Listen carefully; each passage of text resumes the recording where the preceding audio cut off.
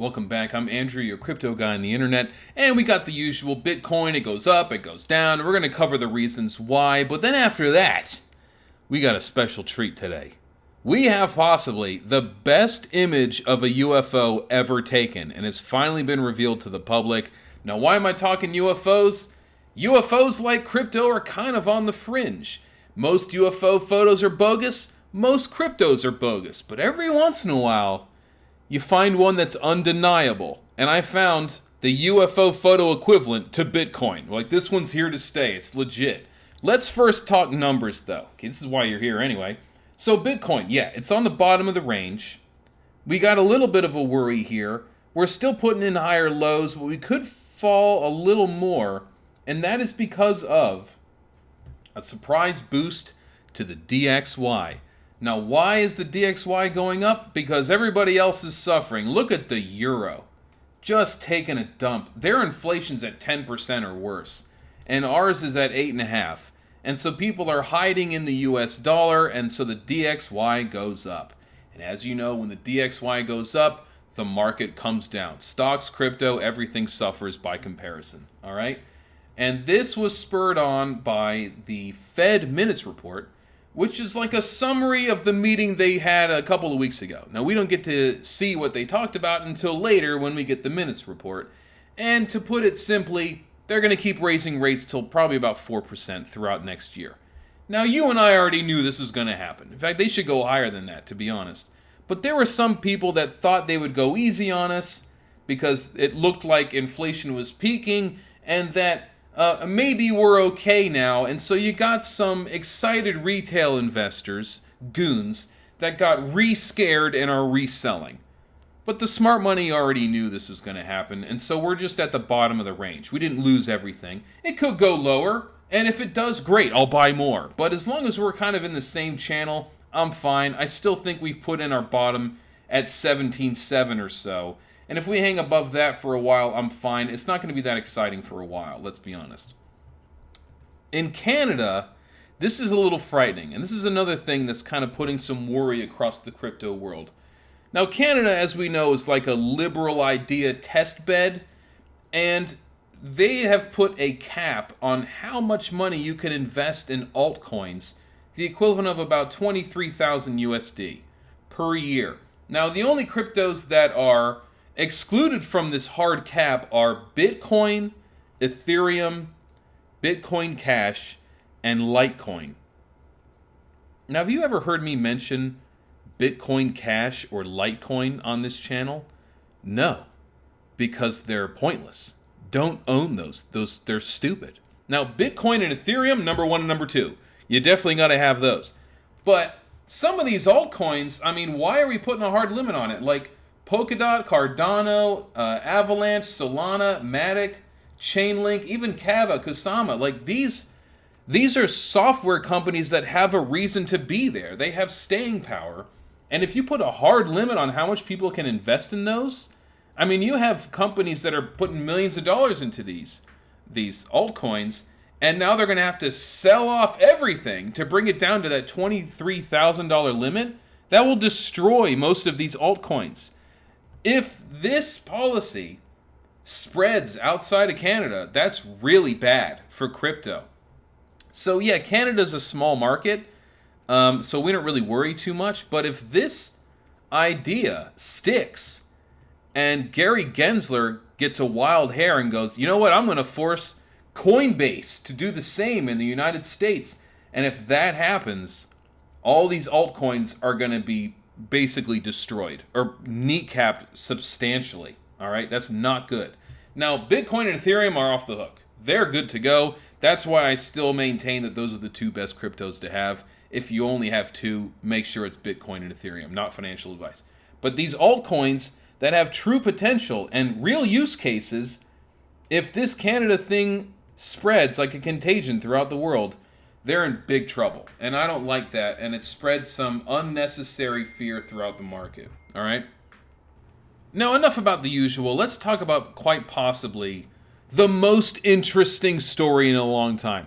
We finally got an original copy of the Calvin photo, which is arguably the best photo of a UFO ever taken.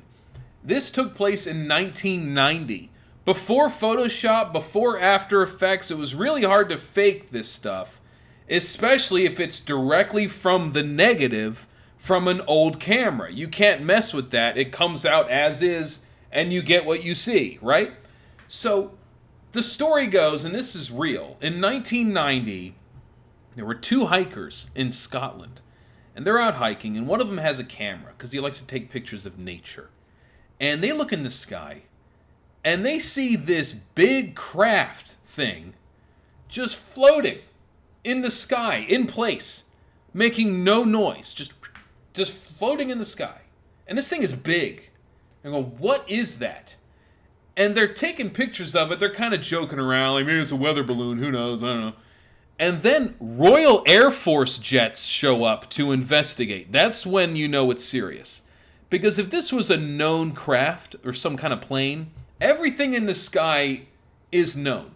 Every plane you see is scheduled, planned. They're talking to ground control. They're talking to each other on the radio. Every plane knows where every other plane is for safety reasons. This thing shows up on radar. Nobody knows who it is or what this is. It could be a Russian threat or something. So the Royal Air Force sends out fighter jets to investigate. And they circle this thing for about 10 minutes. Meanwhile, the two hikers are all hyped. They're taking photos of this thing. They don't know what it is. And after 10 minutes of it, the craft just goes straight up and vanishes. It moved at impossible speeds with no sound. Straight out of the atmosphere. Gone. And so the fighter pilot's like, ground control, I don't know what that was, but it's gone and I'm coming back. So he left. And the two hikers are freaking out. And they have a camera. They're like, don't drop the camera. And so they run back home. And they took 6 really good pictures of it. And they have the original negatives. And they're all excited. So they call up the local newspaper, this Scotland's Daily Record. They call up the newspaper and they go, hey, lad, or whatever they say, we got really good photos of a UFO with the Royal Air Force jets looking at it. You guys got to check this out. And so the newspaper goes, send us the negatives because we need the negatives. We need the originals to print the photo in the paper. And they go, okay.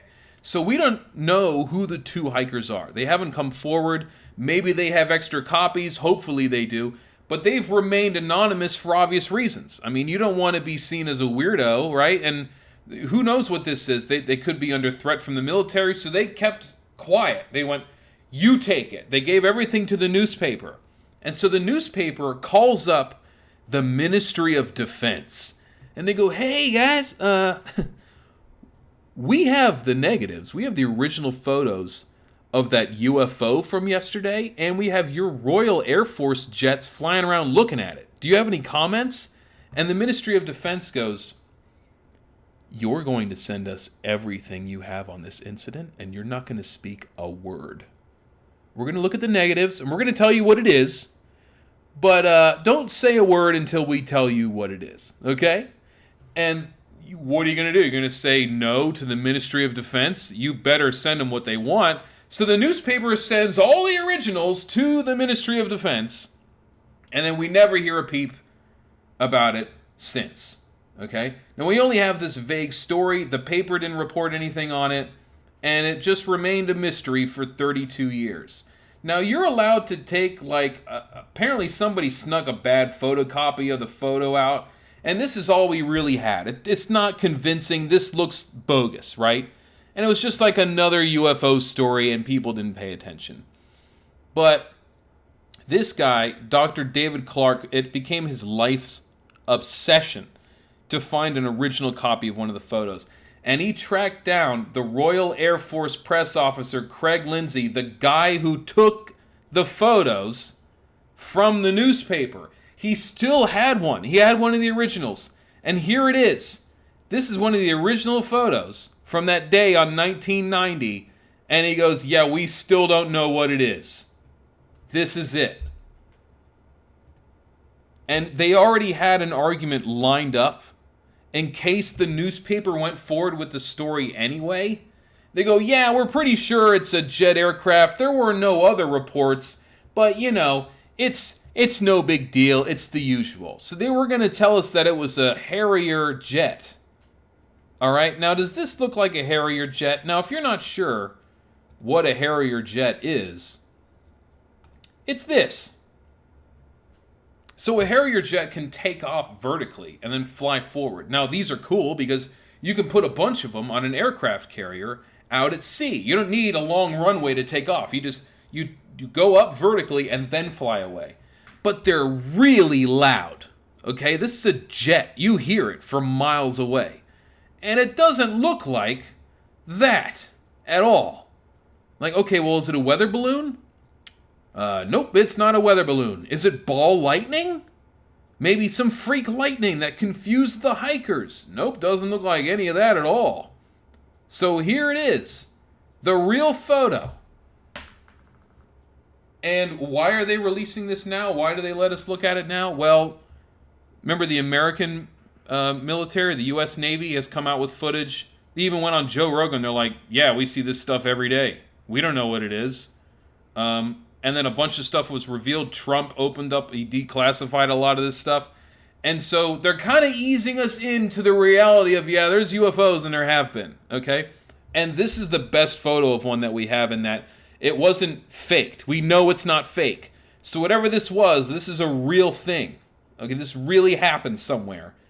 And this is the guy who took the photo from the original newspaper and went, yeah, we didn't know what it was. So I'm hyped. The aliens are here. Now, hopefully they, blow us up before I have to pay off my student loans. That'd be really nice. But how does this relate to Bitcoin? It doesn't. But it's exciting to know that in the background of all the stresses that we have day to day, there are UFOs and aliens. Anyway, have a great night.